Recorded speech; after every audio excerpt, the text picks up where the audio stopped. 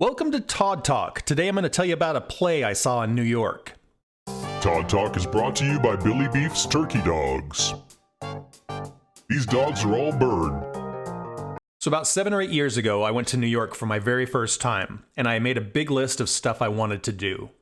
There are, of course, a bunch of places I wanted to visit. Empire State Building, Times Square, Top of the Rock, went to the High Line.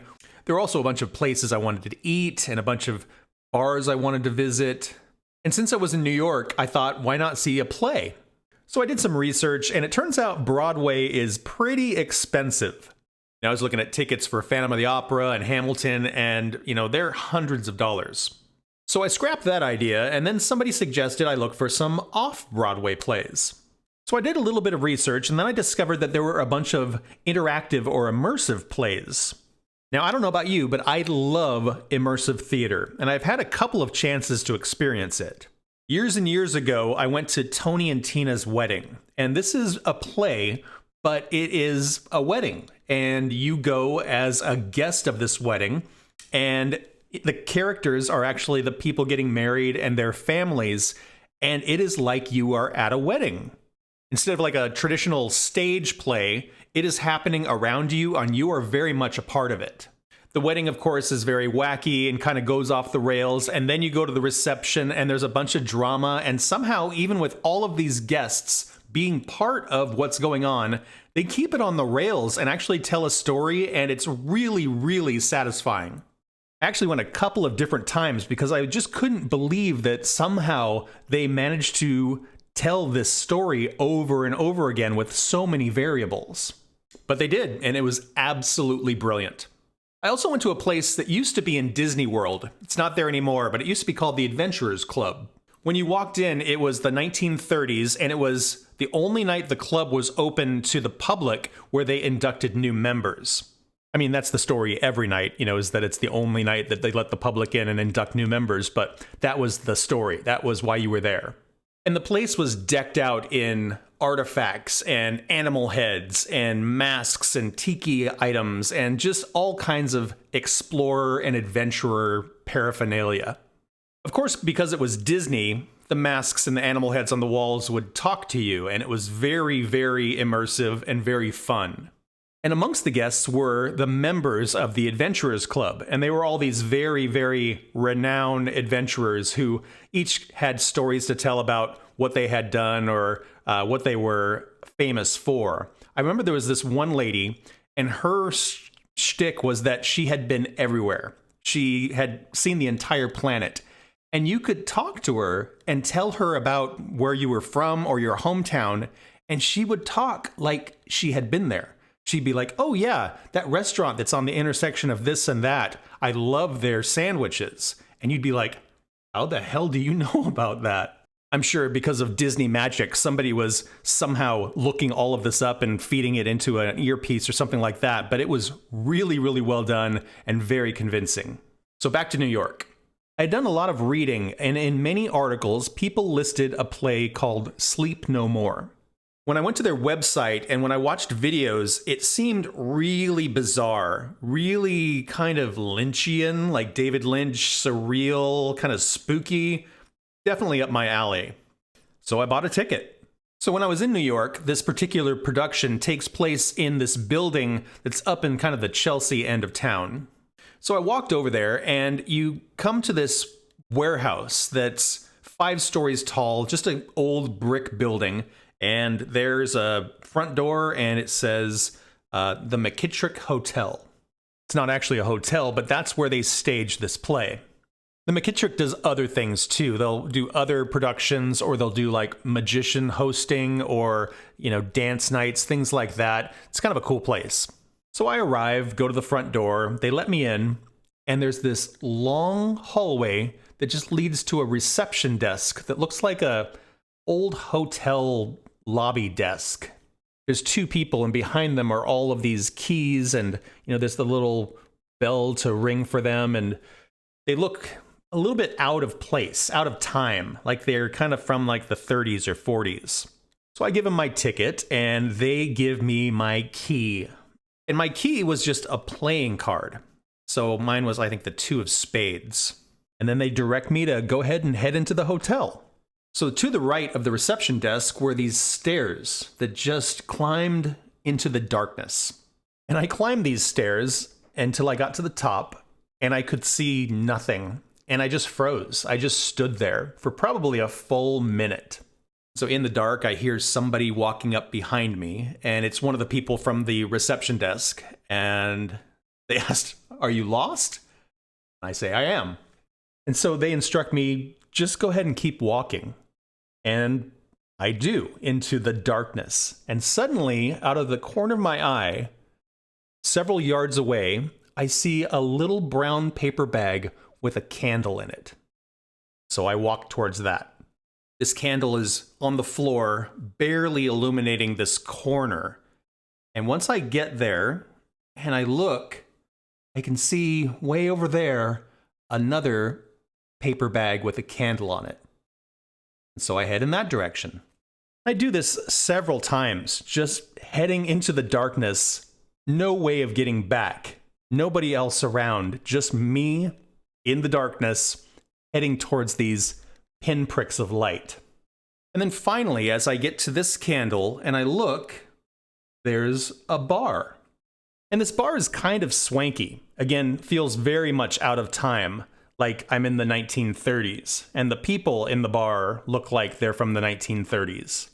Their hair and their suits are all of that time, and they're speaking in that kind of transatlantic accent. So I go to the bar and I order myself a drink, and then somebody in the bar says, "Are there any people here with spades on their key?" Well, I've got spades on my key. So I get up and I head over to where this person is, and there's about a dozen of us that show up. They let people into the play in phases. And at this point, they sort of lay out the rules. First rule is they give you a mask, and you have to wear the mask the whole time. The second rule is you are not allowed to talk. And the third rule is you can go anywhere you want. So everybody in the audience puts on these white plain masks, and they let us through these doors. And as soon as you get through the door, it's very, very unsettling. You feel like you are absolutely not in New York. You initially feel like you're in somebody's house. You know, there are rooms and hallways. This is a bedroom. This is a study with a desk and all of that. Again, old. It feels like we are in the 30s or 40s. Everything is of that period. The cloth and the paper and the pens. And like when you walk up to the desk, you can open it and it's full of stuff. There's letters that have been opened and have writing on them. Every drawer has books or bills or different things. It's very real and very lived in. I walked out of the house and found myself on a street lined with old shops, a cobbler and a tailor. And I walked down the street and ended up in a little bit of a graveyard. And I'm walking through the graveyard looking at the gravestones, and it was really, really bizarre. This place is big enough that sometimes you would be all by yourself and you would look around and there would be nobody. And then other times you'd be walking through one of the buildings or one of the rooms and you would run into somebody else or a couple of people, and it was very strange. And of course, we all look exactly the same, and none of us are allowed to talk. And then suddenly, there's action. These people burst in with this sick and ailing person, and they lay him down on the bed, and they're trying to comfort him, and he's so uncomfortable, and he's fading, and then he dies. And they just are absolutely distraught. And these people, who are the actors, aren't talking either. It's simply with their facial expressions and the miming of their actions that you understand what's happening. Now, I should back up a little bit and explain that this is basically the story of Macbeth that they are telling. But they're telling it in a very 40s noir kind of environment. So after watching this bit of action, this person and this person pick up the dead person and start to walk off through that room, and then the other two people that had joined, they walk off in that direction. And Guess I'm going to follow them. But not everybody does. The other audience members who were in this space, some of them went the other direction, some of them went elsewhere. So it's very much just wander around and see what you can see. Some of the scenes were very cryptic. There was a scene where these three guys were playing a game, and the game was very difficult to understand. There was another scene I stumbled onto where these people ran into each other in the street and they got in a fight. And this fight went down between these two guys, and at one point they went right through me, like I was not even there. A little choreographed. Like I said, it was sort of mimed, so while the action was kind of ferocious, it was still a little beautiful, like dance inspired. And the feeling is something that I have a hard time describing. I've only run into it a few times. There was one time I went backpacking in the woods all by myself, overnight trip, just hike out into the national forest, set up camp, sleep, hike back out. And that feeling of being so out of place, such a fish out of water, is really hard to find sometimes. Obviously, in that situation, you were very far away from the rest of the world, and there was a little bit of danger and some other things. But with this play, you very much felt like you were in a different world. It was playing by a little bit of a different rule set that you didn't completely understand. And again, that fish out of water and that sense of wonder. Anyway, I'm a big fan of that feeling. At one point, I'm walking through this place, and I turn a corner, and I find that I am back in the bar where I started. But it's very, very different. There's cobwebs everywhere. The furniture is broken. The sign is sort of hanging cattywampus. And it's clear nobody has been here for a very long time. And somehow, every other audience member found their way into the bar at the same time. So there's a couple dozen of us standing around. And at this point, this is the part of Macbeth where the witches lay out the three things that are going to happen to him. But in this production, there's no talking. And so it is done in this really surreal and crazy way. There's music that's playing throughout this place. And at this point, it gets very loud, kind of electronic, and kind of just real intense. The lights start to change, and then they start to strobe, and the witches start screaming, and there's blood coming out of their mouth, and then the devil appears, and he's this guy who's probably 7 feet tall, completely naked, but he has the head of a bull, like a minotaur, and they're in this strobing light with these screaming women. You are face to face with this monster, and just as quickly as it all started, it all just disappears. And you're just standing there in this dilapidated bar. And then you kind of go on with your life. There were a couple other scenes that were very surreal, very intense. There was one scene where it was a man and a woman in this office in one of the businesses.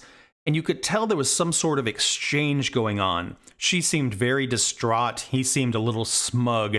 And there was some paperwork exchanged. And at the end of it, the man stands up, walks out the front door. And then the woman grabs one of the audience members and goes through this other door.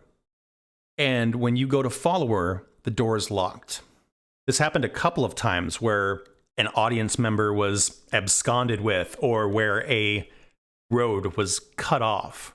Experienced some other weird things, and eventually end up in this sort of ballroom with everybody else. Everybody else starts coming in through different doors, and there's all of us. And on the stage in this kind of ballroom is a long table, and there are all the actors. And it's sort of like a dinner scene. And you can kind of see by the way that people are interacting what's going on. You can kind of read the subtext.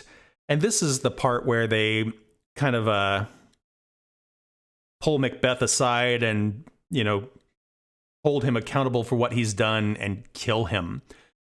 And then they get Macbeth and they put him up on the table and they throw a noose up through the rafters and they put the noose over his head and they push him off the table and he falls over the audience and everything just goes black. And this music starts to play and then the lights slowly come up and there above our heads is Macbeth hanging. And the whole thing is absolutely exhausting on an emotional level. You've seen and felt so much. It was incredible. We all file out of the ballroom, back into the bar, where there's a nice band playing really great jazz music. We all take off our masks, and we get to talk about it. And some people say things like, "Did you see the room with all the ice?" This other person says that they were stolen by one of the actors and went into this weird little room where the actor took their mask off and said something to them. It's the kind of thing where I think you could probably go over and over and over and have a different experience every single time. Like I said, it's a feeling and an experience that is rare and hard to find in this world. And I absolutely loved it. If ever you're in New York, I highly, highly recommend you spend an evening watching Sleep No More. And they even let you keep the mask.